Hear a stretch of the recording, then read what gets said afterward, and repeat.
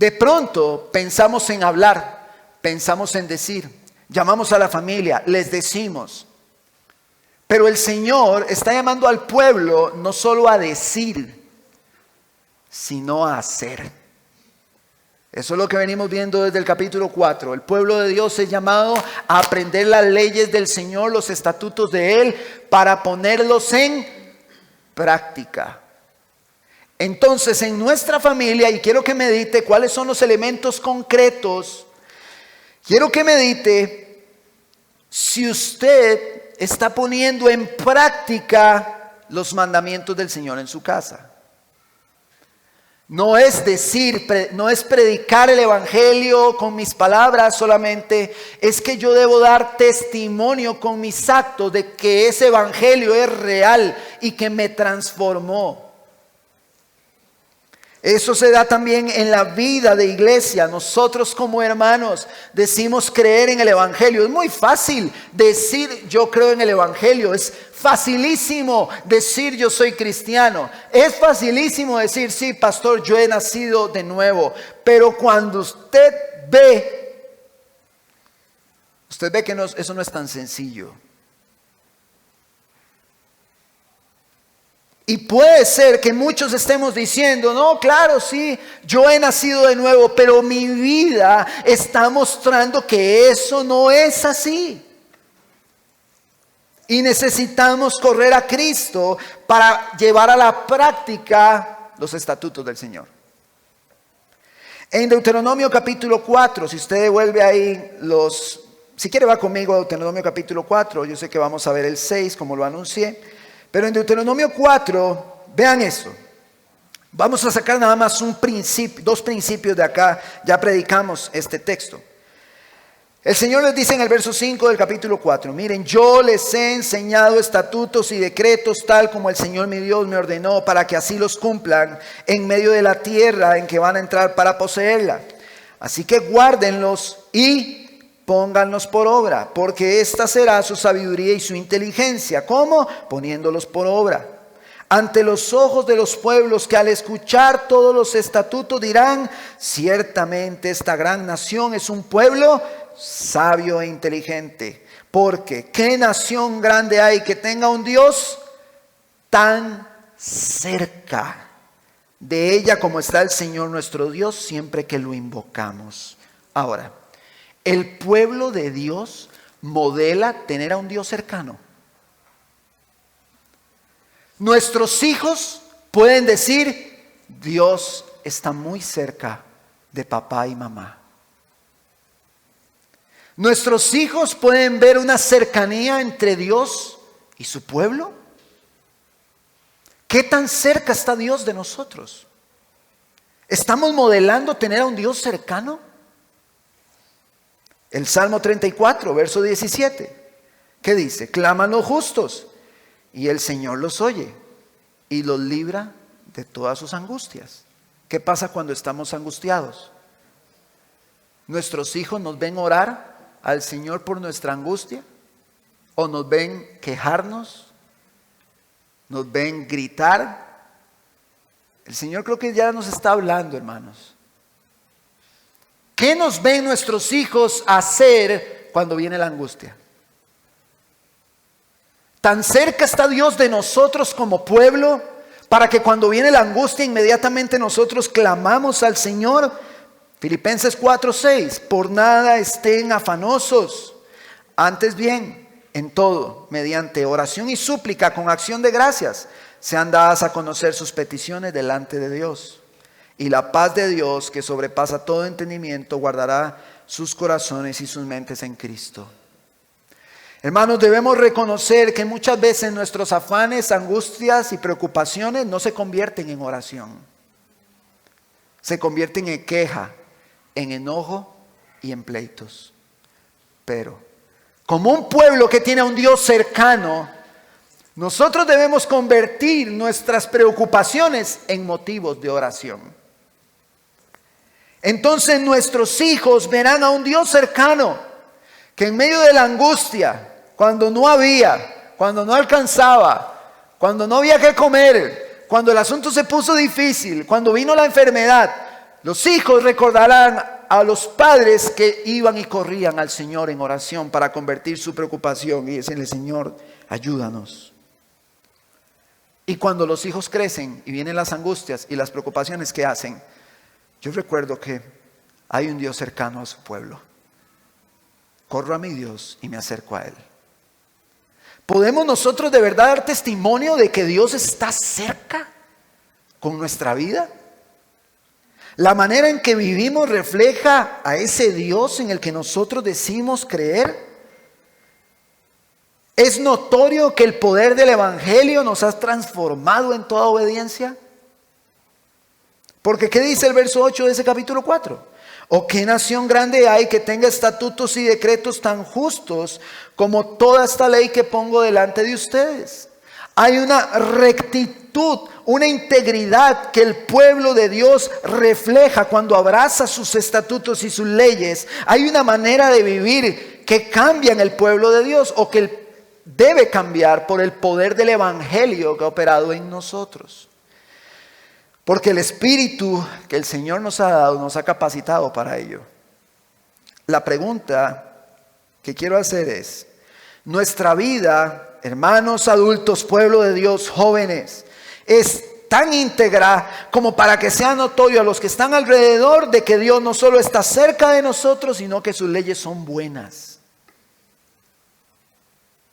Sabemos que el Señor aborrece la murmuración. Pero si mis hijos si los hijos ven a los padres, mis hijos me ven a mí murmurar, van a ver ellos a un Dios cercano, a un Dios justo, con leyes justas. Si en la mesa de la casa en la noche, en lugar de edificarnos y crecer en el Evangelio como familia, nos dedicamos a hablar mal de nuestros hermanos, ¿estamos nosotros de verdad reflejando a ese Dios justo como pueblo de Dios? Pero esto no termina. En el verso 9 dice: por tanto, cuídate y guarda tu alma con diligencia, para que no te olvides de las cosas que tus ojos han visto, y no se aparten de tu corazón todos los días de tu vida, sino que las hagas saber a tus hijos y a tus nietos. El pueblo de Dios está siendo llamado, ese es el principio que tomamos, a recordar las obras que Dios ha hecho. Entonces, cuando el pueblo de Dios recuerda lo que el Señor hizo, ese pueblo de Dios abraza sus mandamientos. Y entonces llega a sus hijos con esos mandamientos bien abrazados y se los comparte a sus hijos, y sus hijos escuchan esos mandamientos del Señor. Pero sus hijos no solo lo escuchan, sino que ven a sus papás caminar de la mano con un Dios cercano y cumplir los mandamientos en toda obediencia. Porque si usted le dice a su hijo: no diga esa mala palabra, pero usted lo hace, ¿cómo puede esperar un hombre, una mujer, un comportamiento de sus hijos diferente si no le modela el Evangelio que nos ha rescatado? La iglesia del Señor es llamada a ser modelo para las futuras generaciones. Y es aquí, hermanos, donde el Señor nos continúa hablando. Verso 10 de ese capítulo 4. Recuerda el día que estuviste delante del Señor tu Dios en Horeb. ¿Se acuerdan allá en la montaña? Cuando el Señor me dijo: reúneme el pueblo para que yo les haga oír mis palabras, a fin de que ¿qué? Aprendan a temerme. El aprender a temer al Señor en este momento de la historia no era escuchar solo sus mandamientos, sino escucharlos salir y ponerlos por obra.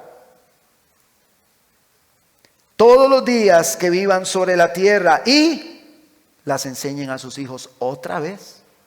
Ven que no es el pastor, ven que es Dios. Es Dios. Por eso hablamos de los hijos.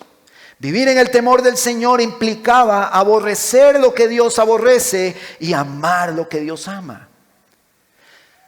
Las nuevas generaciones en medio de la iglesia deben ver al pueblo de Dios amar lo que Dios ama y aborrecer lo que Dios aborrece. Escúchenme bien, mis hermanos. Este mundo está cada vez más perverso. Hay muchísima maldad. Hay demandas del pueblo de Dios de predicar un evangelio que salva a los pecadores. Pero el pueblo de Dios debe reflejar con su vida ese evangelio. Y debe tomar ese evangelio y llevarlo a sus hijos, a sus nietos, a sus sobrinos, a los jóvenes de la congregación en la comunión bíblica, a todas las nuevas generaciones que están alrededor. Los padres, en este contexto de Deuteronomio, debían enseñar a sus hijos los estatutos del Señor y debían llamar a sus hijos a ponerlos en práctica. En los tiempos de hace muchos años, ya eso yo creo que ya no pasa, cuando un niño pequeño era muy educado, muy obediente, llegaba a algún lugar, decía a las personas, ¿quién sabe cómo son sus padres? Porque el niño era obediente, porque era recto, entonces de alguna manera el niño con su conducta honraba a sus padres. Ahora, en esos años habían niños muertos de miedo y ese no es el camino. Nuestros hijos no tienen que tenernos miedo, no tienen que tenernos temor. Quiero aclarar eso. Pero sí un hijo refleja toda la instrucción que se le ha dado. Cuando está grande, cuando es joven, adolescente. Ahora, pastor, pero yo he instruido a mis hijos y les he sido ejemplo. Y mis hijos, bueno, hay algo que quiero recordar. Esto no depende de nuestro esfuerzo. La salvación de las nuevas generaciones no depende de cuánto nos esforcemos. Depende del Señor. Porque Él es el que transforma los corazones, ¿ok? Nuestra tarea es vaciar esa fe en ellos. Eso es a lo que somos llamados. Vaciar la fe en ellos. Y que ellos no solo nos vean hablar, sino que nos vean vivir en la fe, en medio de este mundo perverso. Ahora vamos a Deuteronomio capítulo 6, verso 13, que es ya nuestro texto.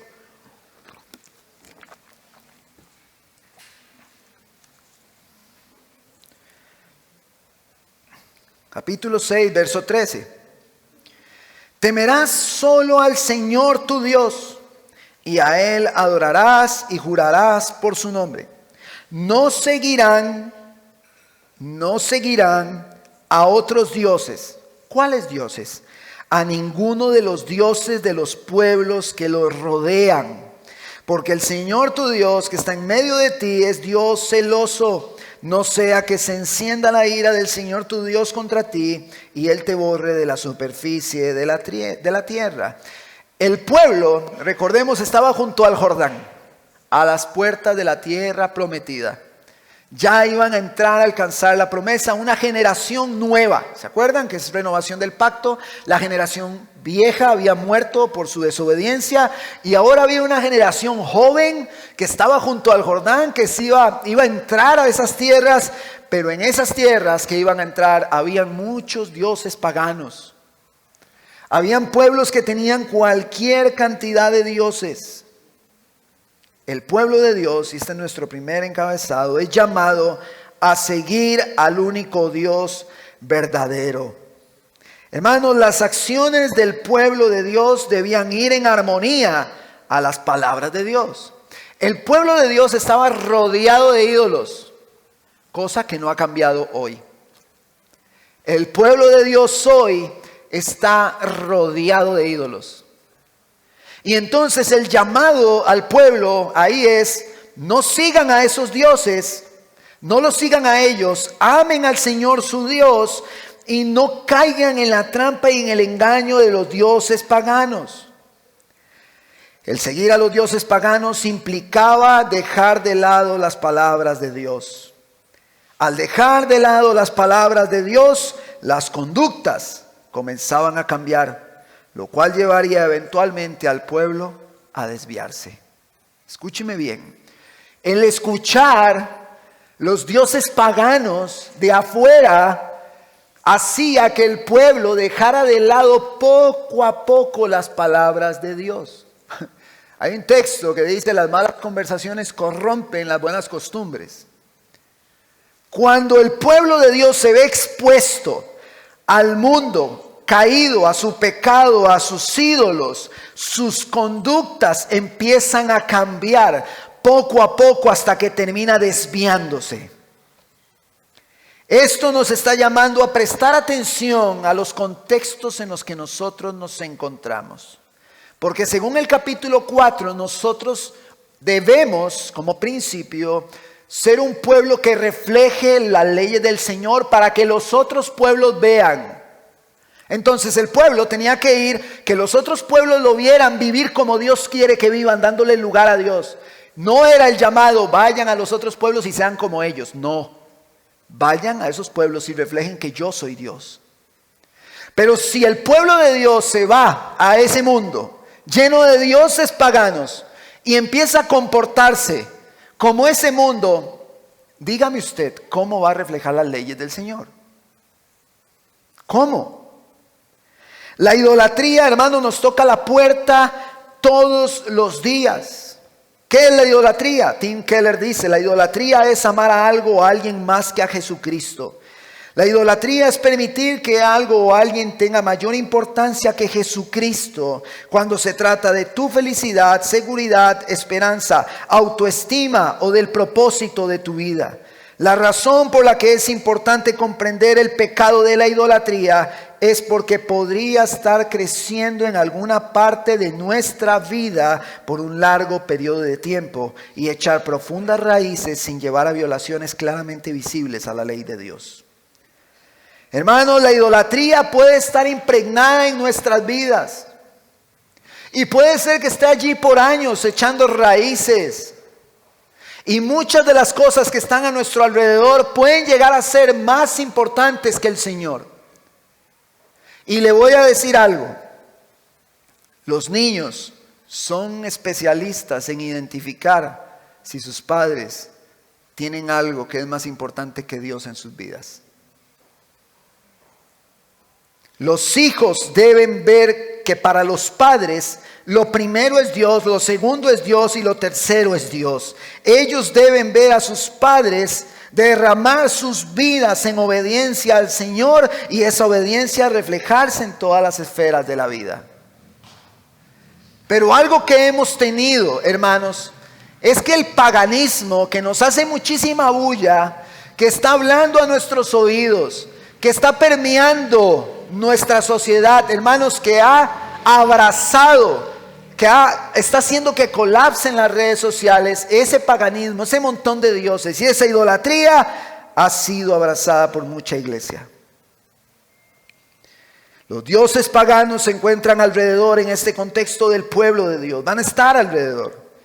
Hermanos, escúchenme bien, pecado no es solo hacer cosas malas, sino que en este caso pecado es tomar algo bueno, algo que inclusive Dios ha dado, y convertirlo en un ídolo. Mi esposa puede ser mi ídolo. Mis hijos pueden ser mi ídolo. Yo mismo puedo haberme puesto en el trono y haber quitado al Señor. Yo mismo puedo haber abrazado idolatría. En el verso 19 del capítulo 4 dice: y ten cuidado, no sea que levantes tus ojos al cielo y veas el sol, la luna, las estrellas y todo el ejército del cielo, y seas impulsado a adorarlos y servirlos, cosas que el Señor tu Dios ha concedido a todos los pueblos debajo de todos los cielos. El trabajo lo da Dios. La esposa, dice la Biblia, que la da Dios. Hermana, el esposo, el Señor se lo dio en su gracia. Sus hijos, el Señor se los dio. Su provisión, el Señor se la da. Su casa, el Señor se la dio.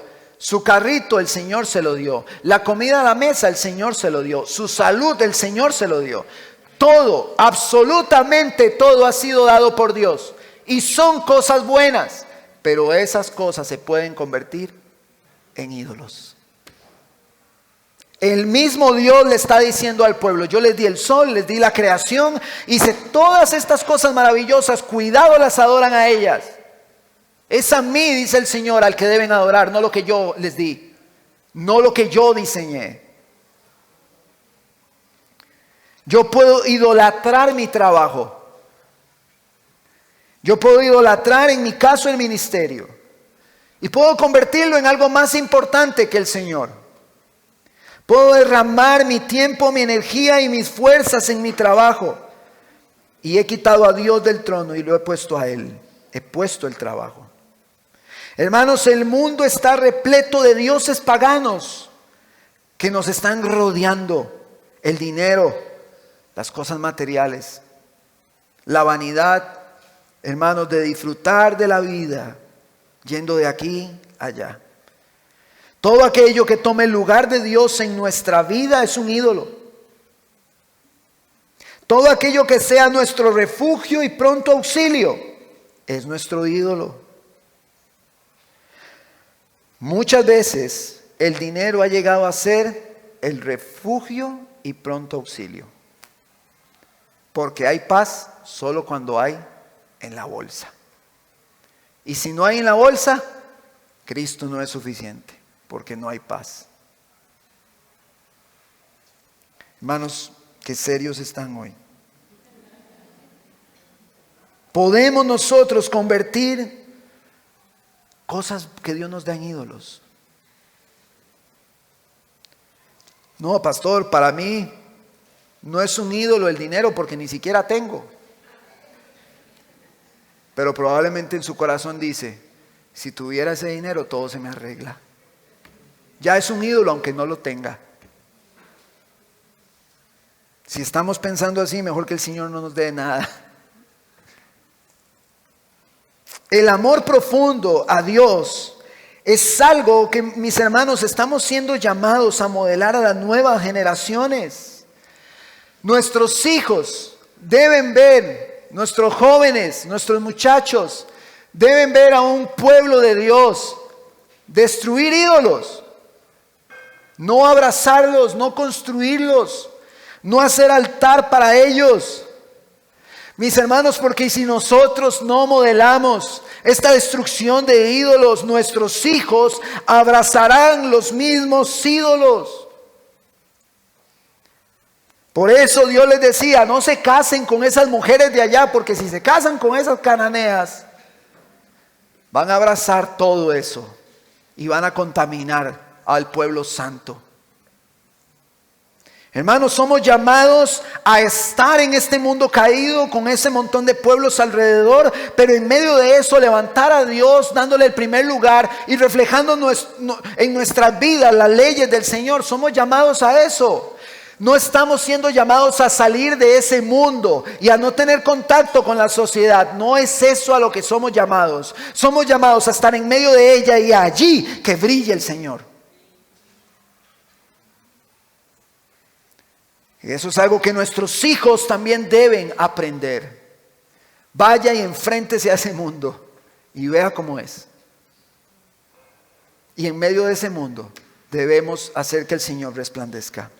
Hermanos, la manera correcta de modelar estas realidades a las nuevas generaciones es mostrándoles con nuestros actos que no servimos a esos dioses. El enseñar a nuestros hijos incluye una labor ampliamente comprometida de discipulado. Hermanos, nosotros somos discípulos de Cristo, pero nosotros discipulamos a otros hermanos. Debemos discipular a las nuevas generaciones. La única forma de discipular, mis hermanos, es interactuando y compartiendo tiempos juntos. El tiempo que les mencioné al inicio a la mesa es un tiempo de discipulado. Cuando vamos en el carro es un tiempo de discipulado. ¿Por qué? ¿Qué dice Deuteronomio? Cuando andes por el camino, cuando te levantes, en la mañana, yendo para el colegio, la escuela, es un tiempo de discipulado. Debemos ver el discipulado de manera intencional, ministrando gracia a los que están a nuestro alrededor. Hermanos, el tiempo con nuestras familias es importante, donde intencionalmente le demos a Dios el primer lugar. El compartir con nuestros hijos, con los nietos, con los jóvenes de la congregación en medio de la comunión bíblica es una necesidad. Ellos deben ver, los jóvenes deben ver cómo se comportan los hermanos que sirven aquí. Los jóvenes deben ver cómo viven los que predican. Los líderes de grupo en casa, los jóvenes tienen que verlos. Hermanos, ustedes los ven. Ustedes son un ejemplo, los ven cómo viven. No, pero ellos no están en mi casa. No, pero ellos los están viendo. Son un ejemplo. Hay altas demandas, hermanos. El tener comunión bíblica con nuestras nuevas generaciones es necesario. Antes, la vieja escuela veía el devocional familiar, y no está mal porque nosotros lo hacemos. Sentémonos, apaguemos todo, saquemos la Biblia, oremos al Señor, compartamos el texto, leamos juntos. Eso es bueno, hay que hacerlo. Lo malo está en pensar que terminó ese devocional y me desentiendo del discipulado hasta el próximo miércoles, que me vuelvo a reunir con mi familia. No, hermanos. Hermanos, muchos inclusive han tenido hasta por poco el jugar con sus hijos. Vean, hermanos, si hay algo que saca del corazón del hombre, lo que hay son los juegos. Una vez, solo una vez lo vi a los jóvenes jugar Monopoly en mi casa. Y yo dije, pero estos de dónde, qué congregación vienen, de qué espíritu son. Porque en medio de la competición empiezan a cambiar. No, hermanos, si de verdad, no, o sea, nos reímos, no, de verdad. Y hay que empezar a lidiar con el pecado ahí. Yo no sé si ustedes conocen a Paul Washer, predicador, evangelista. A él le dieron 3 infartos hace un tiempo, estuvo muy enfermo, él casi muere. Y un hermano, Marcos Peña, hablándonos sobre este tema, citaba una frase que dijo Paul Washer. Dice que cuando él iba a morir, le preguntaron que de qué fue, al estar al borde de la muerte, de qué se arrepentía él, de qué se arrepentía de no haber hecho. Entonces él dijo, bueno, yo no me arrepiento de predicar el evangelio, yo no me arrepiento de ir a las calles, de estar en las montañas de Perú, yo no me arrepiento de levantar a Cristo en la predicación, pero él dice, pero sí me arrepentí de no haber jugado con mi hija juegos de mesa cada vez que me lo pidió. Muchas veces le dije que no, y yo pequé contra ella. Porque muchas veces nosotros pensamos que el discipulado es solo tomar esta palabra y sembrarla en sus mentes de manera agresiva. Pero no, eso no es un discipulado completo. El discipulado, ¿sabe qué incluye? Abrazar, decir te amo, arropar en la noche, cantarles una canción, decirles que los amamos, darles un abrazo y un beso. Eso es discipular. Es vaciarnos en amor por las nuevas generaciones. No podemos, hermanos, tener esa mentalidad. Debemos entregarnos a las nuevas generaciones con todo nuestro corazón. Queremos predicar el evangelio. ¿Quiere predicarlo en su trabajo? Primero empiece por su casa. Y cuando predique el evangelio en su casa y lo viva, entonces diga con coraje, voy a ir a predicar a Cristo afuera. Yo no puedo, hermanos, pararme aquí y predicar despreocupado de que mis hijos vayan ahí perdiéndose. Ellos deben estar en mi corazón, en mis oraciones. ¿Saben por qué? Porque ellos están enfrentando el mundo caído. Porque en sus cuerpos se levanta la ley del pecado que va en contra de la ley del Señor. Y nosotros tenemos que estar ahí para ayudarles, para hacer consuelo, para decirles hay una esperanza en Cristo a pesar de este pecado que está en mí. No importa la edad que tengan nuestros hijos, jóvenes, nietos o sobrinos. No importa. Aunque sean bien grandotes y con barba, Usted siga haciendo eso. Siga discipulándolos. Discipule a sus hermanos. No solamente el pastor discipula. La iglesia discipula unos a otros. El enseñar las palabras de Dios a los hijos demanda un contacto continuo e intencional, donde de manera práctica juntos busquemos obedecer las palabras de Dios. Hermanos, el pueblo de Dios es llamado a seguir la voz del Señor. Hoy el pueblo de Dios debe seguir la voz de su Señor, porque Juan 10:27 Jesús dice: mis ovejas oyen mi voz, yo las conozco y me siguen.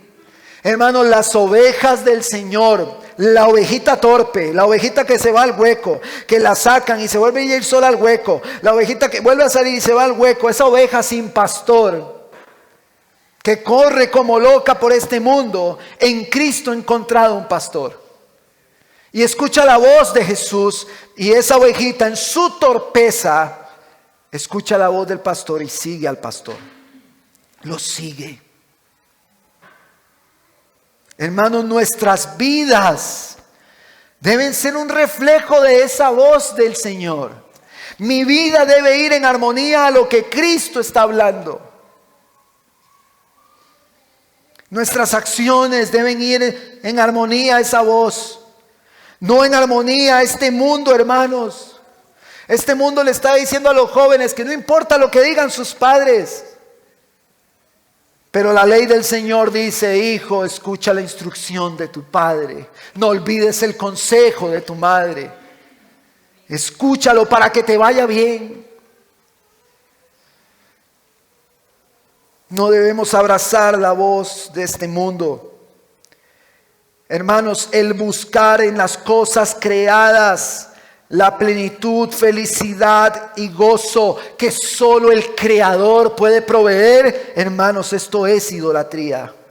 Alejemos a nuestros hijos de eso. No importa si un día no hay, si un día no alcanzó, o si entre 3 hijos se tienen que pelear por algo.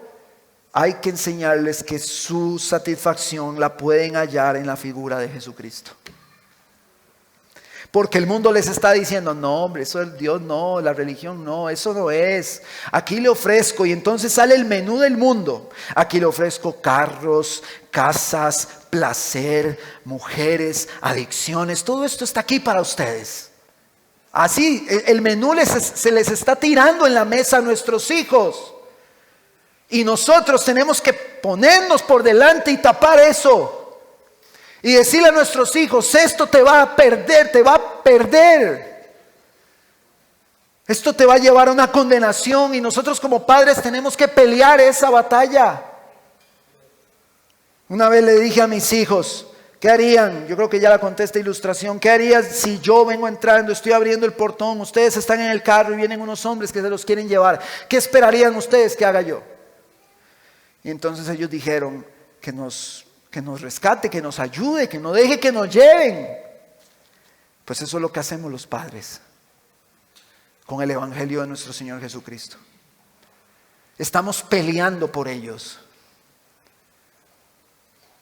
Y debemos esforzarnos en esto. Vean, agarre todos los ídolos que puedan existir y quiébrelos, bótelos y dedíquese a sus hijos. Y protéjalos, porque Satanás vino a hurtar, a matar y a destruir. Los pueblos paganos seducían con sus placeres. Esto es lo que hace hoy el mundo. El pueblo de Dios debe huir de esto. Y entonces dice: no pondrán, verso 16 del capítulo 6, no pondrán a prueba al Señor su Dios como lo hicieron en Masá. Ese momento fue cuando estaban pidiendo agua, y entonces Moisés fue llamado, Éxodo 17:7, a golpear la piedra, porque ellos estaban diciendo: ¿está Dios con nosotros o no está? Y Dios ya les había dicho que estaba con su pueblo. No tentarán al Señor, sino que entenderán que Él está con ustedes, que Él es cercano. Ellos, entendiendo que el Señor estaba cercano con ellos, los bendeciría de acuerdo a su pacto si ellos obedecían todo lo encomendado. Ese era el pacto que habían hecho Dios con el pueblo. Ustedes me obedecen, yo los voy a bendecir. Había un llamado a la obediencia según el pacto para que los bendijeran. Verso 17. Ustedes deben guardar diligentemente los mandamientos del Señor su Dios y sus testimonios y sus estatutos que te he mandado. Harás lo que es justo y bueno a los ojos del Señor, para que te vaya bien como parte del pacto, y para que entres y tomes posesión de la buena tierra como parte de la promesa del Señor, inclusive hecha a Abraham, que el Señor juró que daría a tus padres, echando fuera a todos tus enemigos de delante de ti, como el Señor ha dicho. Cuando en el futuro tu hijo te pregunte qué significan los testimonios y los estatutos y los decretos que el Señor nuestro Dios se les ha mandado, tú le dirás: nosotros éramos esclavos de Faraón en Egipto, y el Señor nos sacó de mano de Egipto con mano fuerte. De Egipto con mano fuerte.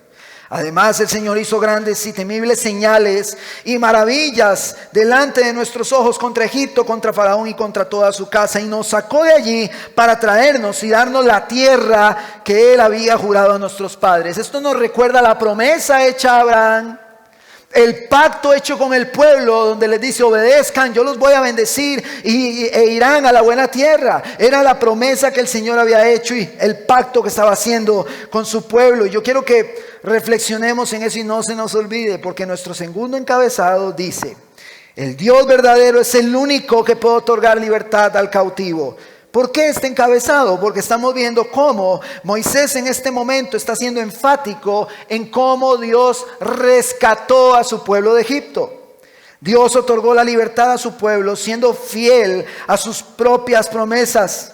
Los liberó de la esclavitud de Egipto, los libró de la mano de Faraón, los sacó de allí para llevarlos a la tierra prometida. Ahora, ¿por qué esta mención de las señales y maravillas en la casa del Faraón es tan importante en un contexto de idolatría? Esto es una prueba, pero quisiera ver si podemos poner la imagen, a ver si se logra ver. Ok, esto yo lo traía para mi bosquejo, no para mostrarlo acá. La próxima les prometo que hacemos algo bien bonito. El punto es que cada una de las plagas que cayó en Egipto destruía los principios que tenía, y ya se me perdieron, ahí están, los dioses de Egipto.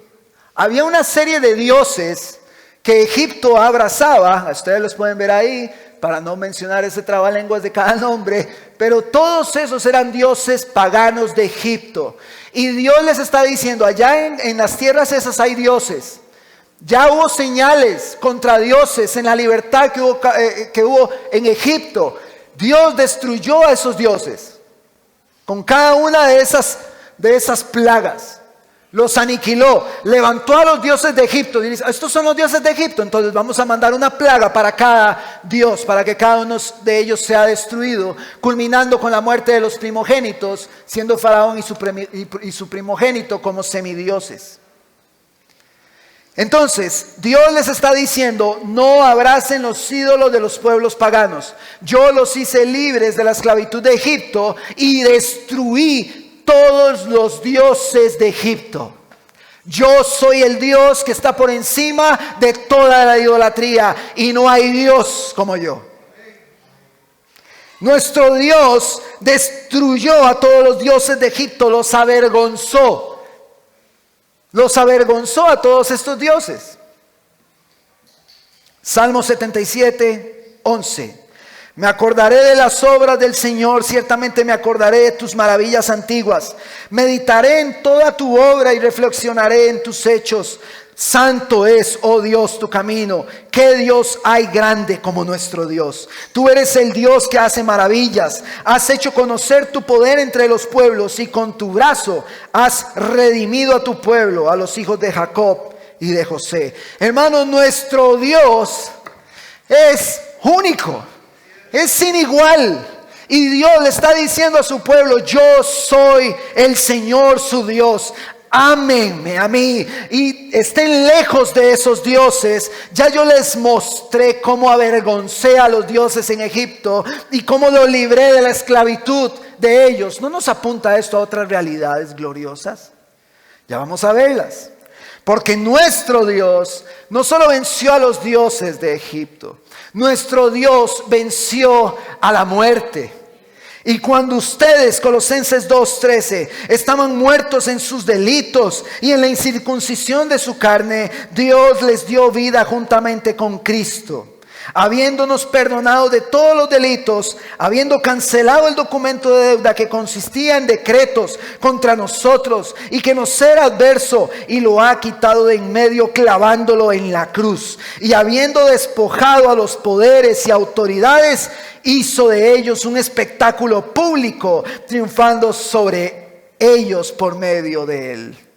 No solo venció Dios a los dioses de Egipto, venció a la muerte, tomó a los principados y potestades, e hizo un espectáculo público de ellos en la cruz del Calvario. No nos libró a nosotros de la esclavitud de Egipto y el faraón, nos libró de la esclavitud, del pecado y de la muerte en la cruz del Calvario. Hoy nosotros debemos llegar a nuestros hijos y decirles: el pueblo de Israel fue libre de la esclavitud física, pero en Cristo nosotros somos libres en espíritu. Hemos visto las obras en medio del pueblo de Dios. Dios liberó de la esclavitud de Egipto. Nosotros éramos esclavos del pecado. Romanos 6:17 dice que Él nos libró del pecado porque éramos sus esclavos. Ustedes eran esclavos del pecado, dice Pablo, y se hicieron obedientes de corazón a aquella forma de doctrina a la que fueron entregados, habiendo sido libertados del pecado. Ustedes se han hecho siervos de la justicia. Los libró al pueblo de Israel de la mano de Faraón. Nosotros pertenecíamos al reino de las tinieblas, Colosenses 1:13, porque Él nos libró del dominio de las tinieblas y nos trasladó al reino de su amado Hijo, en quien tenemos redención, el perdón de pecados. Los sacó de allí para llevarlos a una tierra prometida. Él nos rescató para que aguardemos aquella ciudad cuyo arquitecto y constructor es Dios. Segunda de Pedro 3:13. Pero según su promesa, nosotros esperamos nuevos cielos y nueva tierra en los cuales mora la justicia. Hermano, lo que vemos en el pueblo de Israel es maravilloso y nos apunta a lo que hizo Dios en la figura de su Hijo Jesucristo. El pueblo de Dios es llamado a dejar todos los ídolos, abrazar a ese Dios, levantar la cruz del Señor y decir: Él es nuestro único y soberano Dios. Y cuando tu hijo te pregunte qué significan estos testimonios, estos estatutos y estos decretos, todo esto significa: el Señor nos hizo libres del pecado, pero aún hay más. Y vamos cerrando. Así, verso 24, que el Señor nos mandó que observáramos todos estos estatutos y que temiéramos siempre al Señor nuestro Dios para nuestro bien y para preservarnos la vida como hasta hoy. Y habrá justicia para nosotros si cuidamos de observar todos sus mandamientos delante del Señor nuestro Dios. El pacto de Dios consistía en que si el pueblo obedecía, sería bendecido. Pero la historia bíblica enseña que el pueblo nunca obedeció. Siempre fue infiel. Pastor, pero sabe un momento, pero en Abraham se dice que serán benditas todas las familias de la tierra. Si el pacto con Moisés dice que la obediencia atraería la bendición y el pueblo no podía obedecer, ¿cómo se iba a cumplir lo que Dios prometió en Abraham?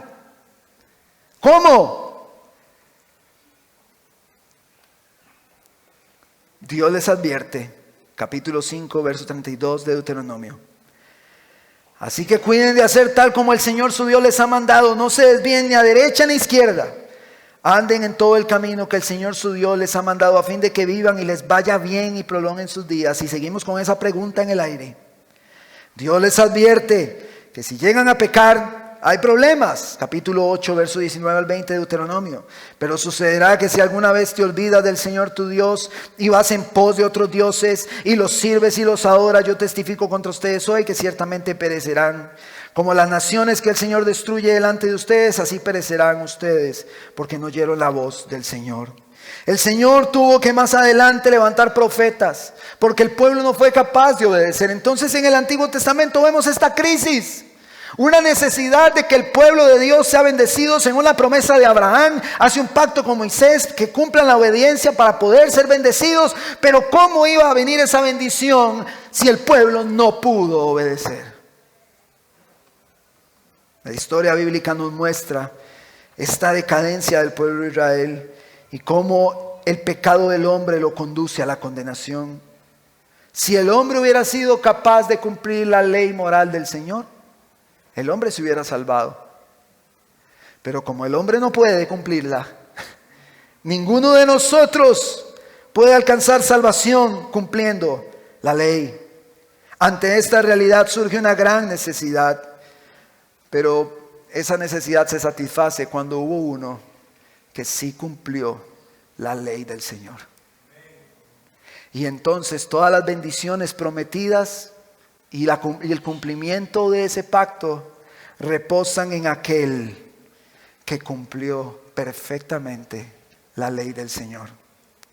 A fin de que hoy nosotros en Él seamos bendecidos y seamos justos en Él.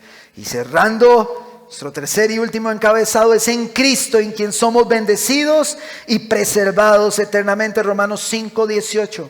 Así pues, tal como por una transgresión desde el Génesis, mis hermanos, resultó la condenación de todos los hombres, así también por un acto de justicia resultó la justificación de vida para todos los hombres. Porque así como por la desobediencia de un hombre los muchos fueron constituidos pecadores, así también por la obediencia de uno los muchos serán constituidos justos.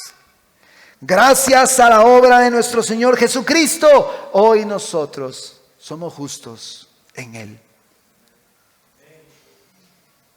Nuestra vida ha sido preservada en Él eternamente. Nuestros pecados son perdonados en Él. Él es nuestra esperanza de gloria. Él es nuestra paz. Él es nuestro refugio. Él es nuestro consuelo. En Él aguardamos la promesa de una eternidad futura, cielo nuevo y tierra nueva. Es a Él al que veremos cara a cara tal como es. Y cantaremos eternamente: Santo, Santo, Santo.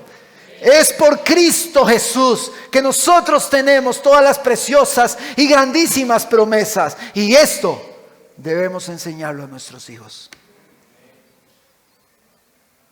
No existe, mis hermanos, nada en este mundo que pueda compararse a la grandeza de las promesas que tenemos en Cristo. No podemos llegar a nosotros a hablarle a nuestros hijos de Moisés, de Noé, de Gedeón, si no les hacemos ver a ellos cómo cada uno de esos hombres me hacía ver a uno que es perfecto, que habitó entre nosotros y que dio su vida en la cruz del Calvario. Esto, mis hermanos, debemos enseñarlo y modelarlo a las nuevas generaciones. Porque decía el discurso de Moisés: y habrá justicia para nosotros si cuidamos de observar todos estos mandamientos delante del Señor nuestro Dios, tal como Él nos ha mandado. En Cristo, mis hermanos, está nuestra justicia. En Él obedecemos sus palabras. En Él recordamos sus obras. En Él nos alejamos de la idolatría. En Él vamos por el camino, instruyendo a nuestros hijos, a nuestros jóvenes, a nuestros nietos, a nuestros sobrinos. Hermanos, escúchenme bien.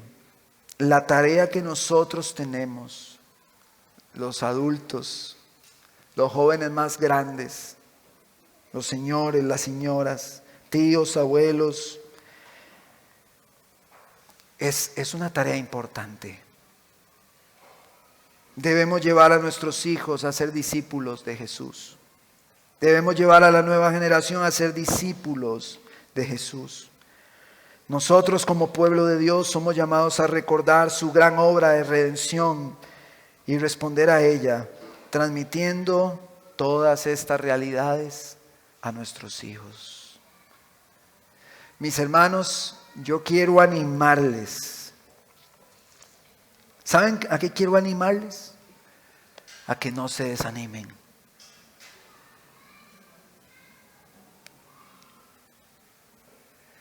Porque muchas veces el desánimo toca la puerta porque no vemos lo que queremos ver en las nuevas generaciones.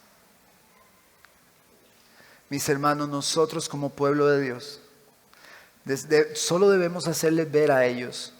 Y jóvenes que están aquí, escúchenme bien. Esta historia de Deuteronomio y el pueblo puede sonar como que está muy lejos de nosotros. Todos los jóvenes que están aquí. Pero esta historia no está lejos de nosotros. La idolatría sigue a nuestro alrededor. Los ídolos paganos siguen ahí. Y el pueblo de Dios en medio de eso debe florecer, dándole lugar al Señor que Él debe tener.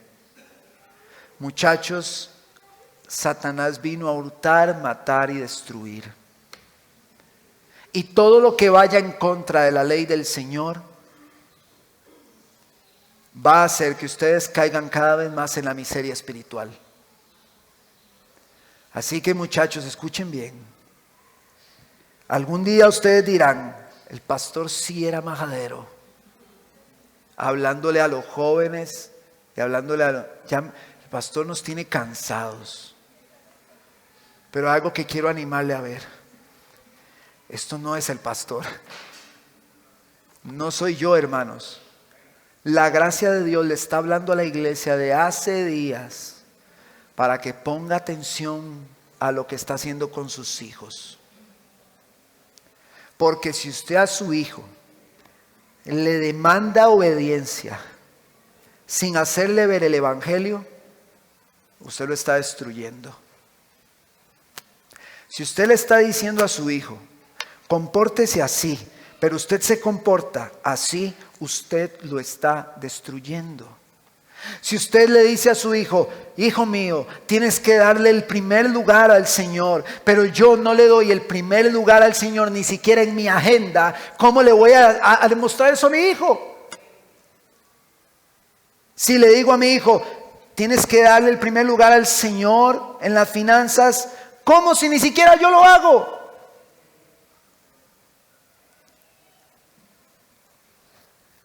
Nosotros debemos modelarle a ellos la obra que el Señor ha hecho en nosotros.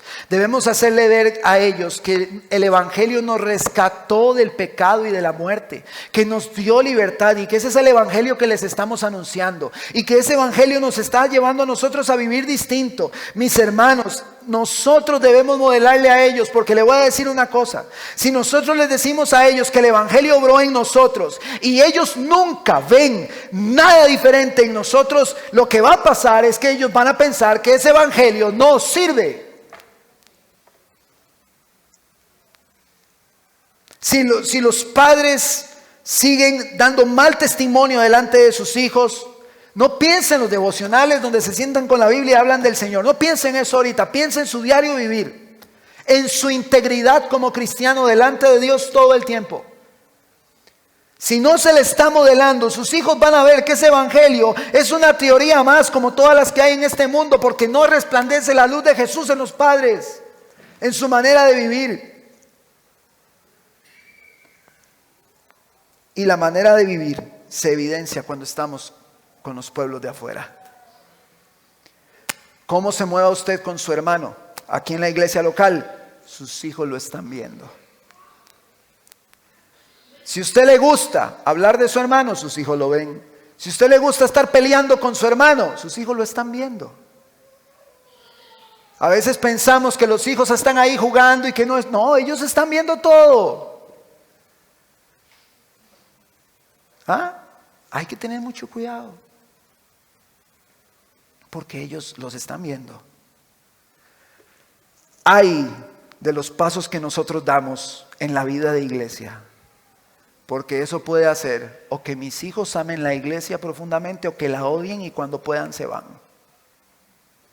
Hay de cómo usted ama a su hermano. Hay del amor que usted le muestra a su hermano. Y cómo está esa comunión con ellos. Porque si sus hijos están viendo puros pleitos, van a estar deseando salir de aquí apenas puedan. Porque qué pereza estar en ese pleito. Cuando papá dice, esta semana vamos a hacer, chicos, esto, tenemos esto, hay que hacer aquí, hay que hacer allá, los hijos se van a dar cuenta si Dios es el primer lugar o no.